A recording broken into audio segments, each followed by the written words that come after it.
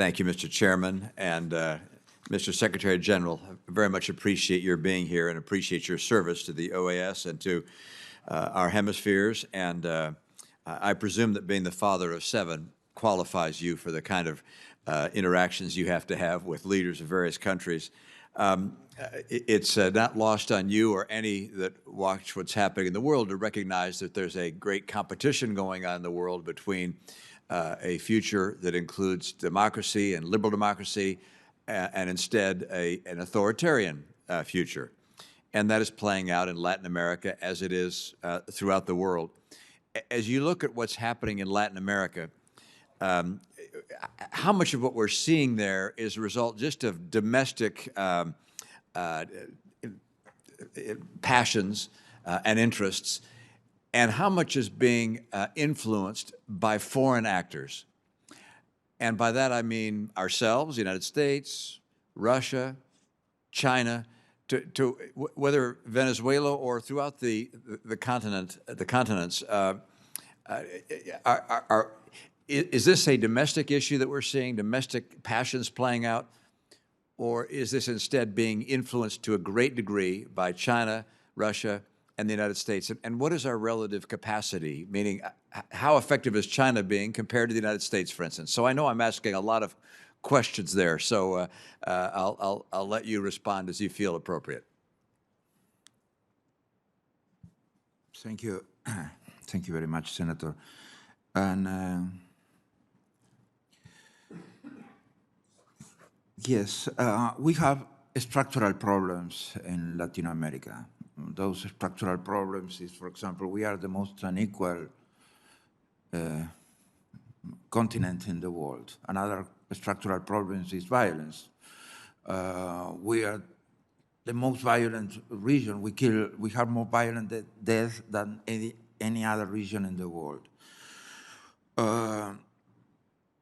We have had a structural poverty of the same kind for hundreds of years. I mean, and I always put the example of my country, where we seem to be the most equal country. Uruguay seems to be the most equal country in Latin America, and still you have the same structure of poverty that 205 years ago when Artigas did the land reform of the country. That means, for example, Afro-descendants at 8% of the population, they count for 40% of poverty.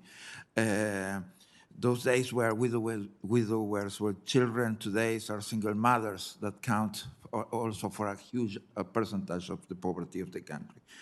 We have a structural poverty, structural problems that we have not been able to resolve. Other countries, of course, they are facing corruption, and that is, of course, creates awful conditions for the functioning of democracy.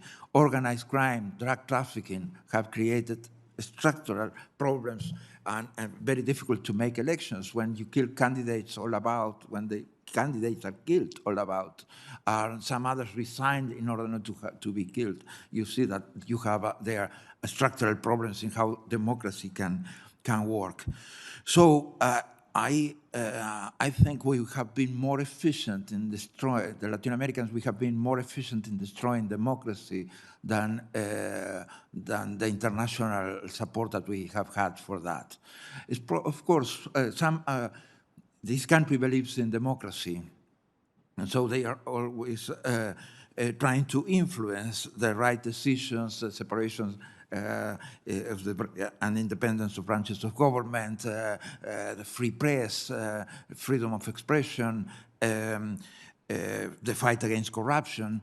Of course, programs of security are all about the hemisphere.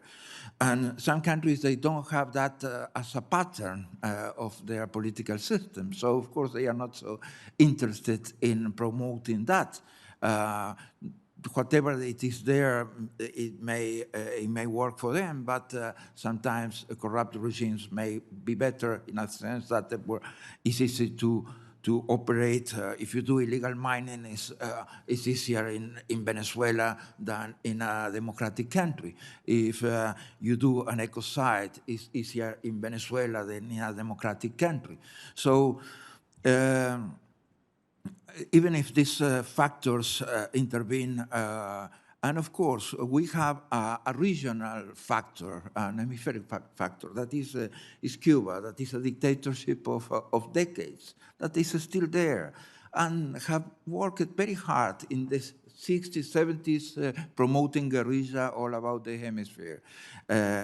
Then just trying to destabilize democracies in their own way. It's a failed system. That system never worked in the world, never, didn't work in Central Asia, didn't work in Eastern Europe, didn't work in the Soviet Union, didn't work in Cuba, and now it's not working in Venezuela. And so, but their political approach is always to create problems for the others, to make their problems sort of less evident.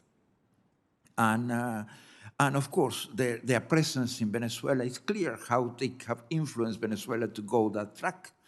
The presence of 20,000 Cubans in Venezuela is a problem. It's the biggest problem that Venezuela is facing. And if you want to have a democratic Venezuela one day, Cuba will be part of the problem and not part of the solution. I'm sorry for that. They have been part of the problem the past 18 years, 20 years.